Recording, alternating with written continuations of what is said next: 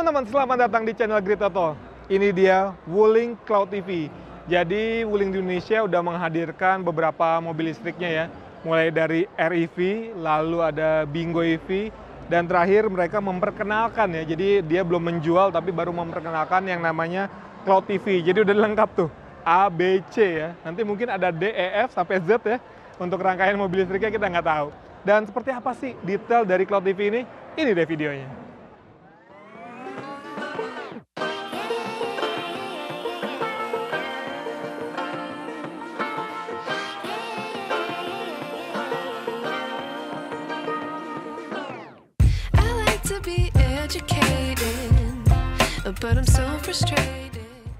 Oke teman-teman, sekarang kita kupas dulu soal eksteriornya ya. Kalau di Wuling itu kan memang terkenal akan mobil-mobil listrik yang imut.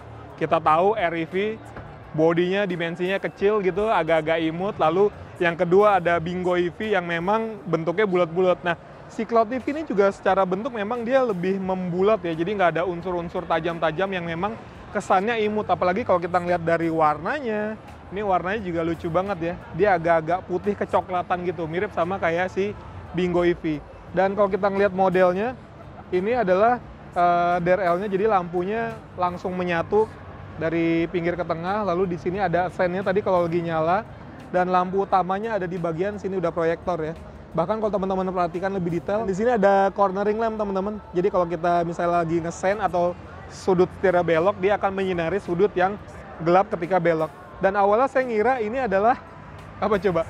Kirain lampu secara keseluruhan ya, nggak taunya ini adalah cuma aksen chrome aja. Sehingga kalau dari jauh mungkin kesannya jadi lampu, tapi kalau kita perhatikan lebih detail, ternyata ini cuma untuk pantulan aja. Terus kalau kita lihat bagian sini, ini kayak ada tempat untuk radar gitu ya, tapi sebetulnya di belakangnya kosong, karena dia di atasnya itu ada kamera high definition untuk ADAS-nya ya. Jadi mereka memanfaatkan hanya dari bagian kamera. Terus kalau kita lihat juga di sini ada kamera ya di bagian depan, lalu di bagian samping di spionnya sama di bagian belakang juga ada kamera. Harusnya sih sudah dilengkapi dengan kamera 360 derajat. Sekarang kita geser ke bagian samping.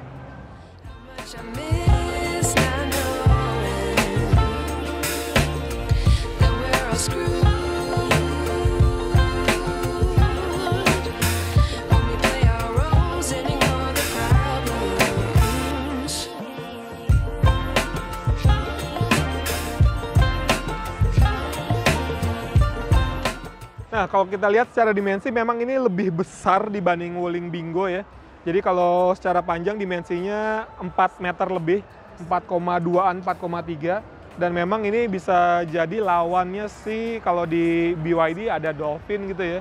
Dan memang dimensinya besar. Kalau kita lihat peleknya aja, dia ukurannya 18 inci ya.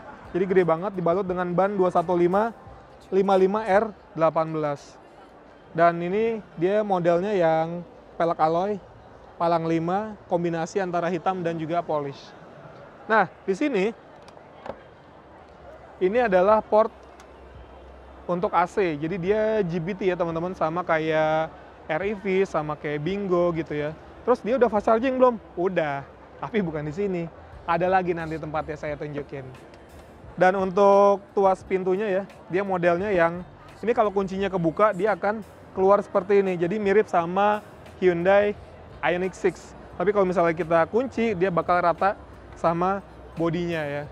Nah bedanya memang kalau dibandingkan sama yang versi di Tiongkok, dia sudah dilengkapi dengan panoramic roof. Tapi kalau yang ini, dia nggak pakai panoramic roof. Karena di sini kan negara tropis panas gitu ya. Oke, geser lagi ke belakang. Di bagian buritan kalau kita lihat bagian lampunya teman-teman, semuanya sudah LED ya. Baik lampu sen, lampu mundur gitu, dan lampu malam. Ini kelihatannya mirip-mirip seperti Wuling REV yang dia memanjang dari kanan ke kiri untuk lampunya. Terus dia sensornya sudah 4 titik di bagian belakang, lengkap dengan kamera mundurnya di sini.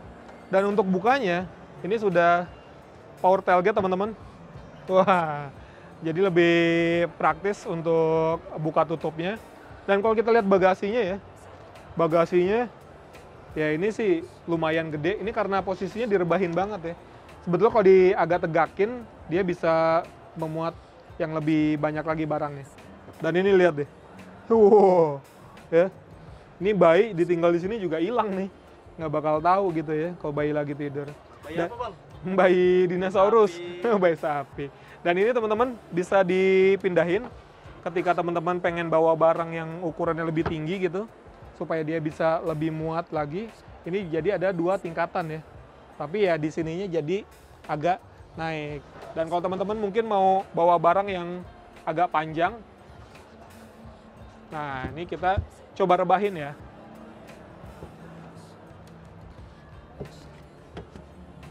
Nah, ini jadi konfigurasinya dia 40-60, tapi ini ciri khas mobil-mobil setir kiri yang 40-nya ada di kanan gitu. Kalau di Indonesia kan yang setir kanan biasanya 40-nya ada di sebelah kiri, tapi ya ini udah setir kanan convert tapi belakangnya belum di convert. Nah, ini kalau ini lumayan nih, agak rata walaupun di atasnya agak naik sedikit.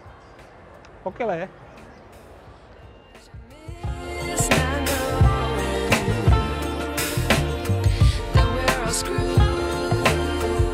Oke, sebelum kita lihat bagian dalam, nah ini ada lagi port untuk charging, tapi ini yang untuk fast charging teman-teman. Jadi tetap GBT, tapi ini khusus untuk yang DC. Jadi posisinya beda-beda ya, yang satu di kiri depan, yang satu lagi di kanan belakang. Oh iya, kalau kita lihat untuk rem cakram ya, di bagian belakang, dia udah cakram juga. Jadi depan belakang semuanya sudah cakram. Dan kalau kita lihat dari pentilnya nih, ya seperti biasa lah. Mobil-mobil asal Tiongkok dia sudah dilengkapi dengan fitur tire pressure monitoring system atau TPMS. Sekarang kita lihat bagian dalamnya ya. Nah, di bagian belakangnya, wah, karena memang dia secara dimensinya besar ya, 4 meteran dengan wheelbase di 2700 mm. Kita bisa lihat untuk legroomnya, wah, ini gede banget, dengan headroomnya juga masih 5 jari, jadi aman banget. Dan posisi lantainya ini nggak terlalu yang tinggi-tinggi banget, jadi kita nggak terlalu yang kayak kesannya jongkok gitu ya. Dan yang paling saya suka ini dia nih, Italian sofa. Wah, ini joknya udah kayak jok-jok atau kursi sofa dari Italia gitu ya. Ya kayak bentuk awan sih, sesuai dengan namanya Cloud TV gitu ya. Ini udah kulit materialnya dan ini sumpah joknya empuk banget. Ini sih bakal enak banget ya duduk ya. Dan di sini sudah ada untuk armrest ya, lengkap dengan cup holder.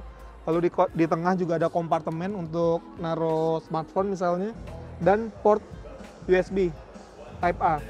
Di atasnya ada kisi-kisi AC, cuman ini kayak Alves nih. Jadi dia cuma satu kisi-kisi AC, artinya nggak dibelah dua. Jadi kalau ada 2 orang tinggal ya rebutan. Terus yang saya suka juga teman-teman di sini ya, ini untuk penarik pintunya ada di bagian atas. Dan untuk bukaan pintunya, dia menyatu tuh, seakan menyatu lurus gitu ya. Tuh. Ya. Dan warnanya kayak warna-warna apa ya, kayak rose gold gitu warnanya. Jadi ya oke lah, keren. Di sini juga kayak speaker ya. Tapi ini speaker beneran nggak ya? Karena di bawah ada speaker lagi ya. Kalau kita ngelihat, jadi yang speaker beneran kita nggak tahu. Di atasnya juga ada tweeter. Jadi harusnya untuk sistem audio ini masih oke. Sekarang kita geser ke depan ya. Wih, kalau kita ngelihat dari kabinnya kelihatannya mewah gitu ya, dengan aksen-aksen kayu di sini. Dan di sini soft touch loh, ya. Untuk dashboardnya, tapi kalau yang di sini masih yang pakai plastik.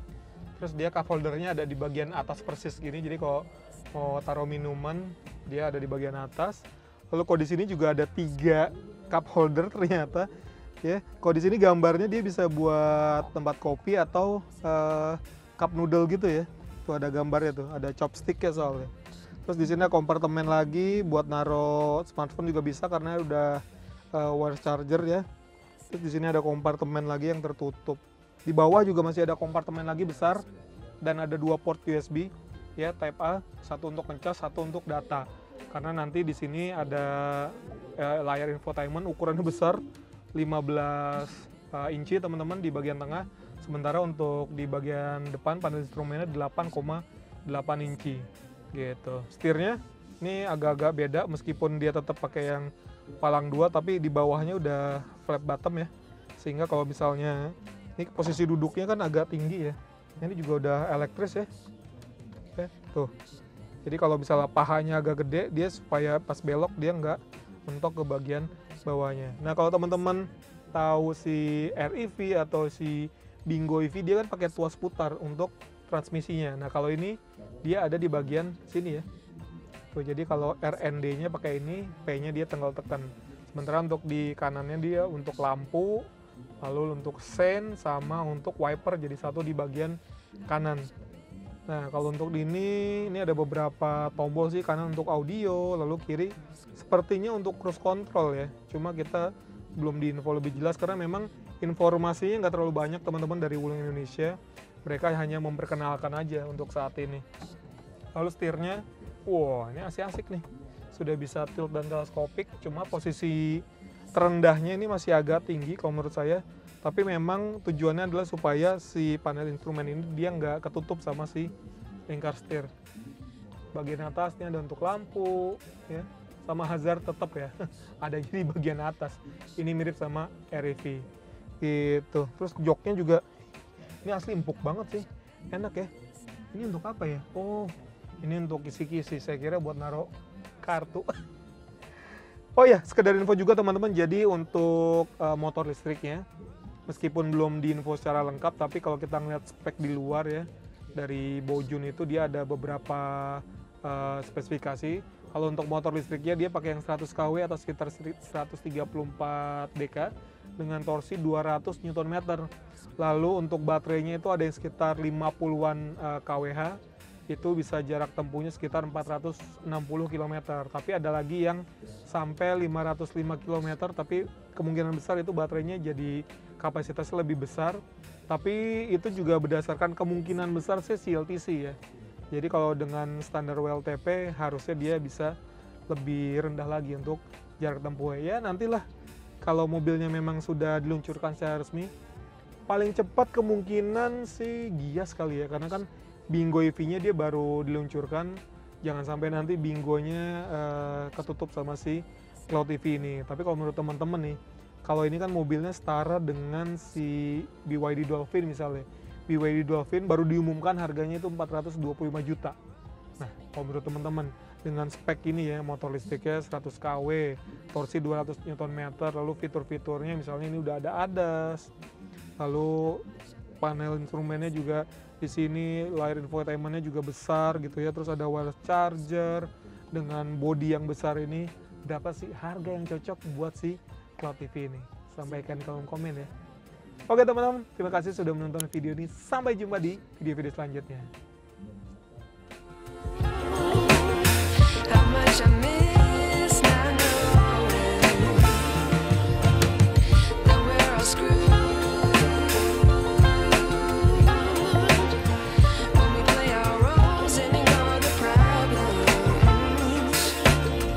I wish I knew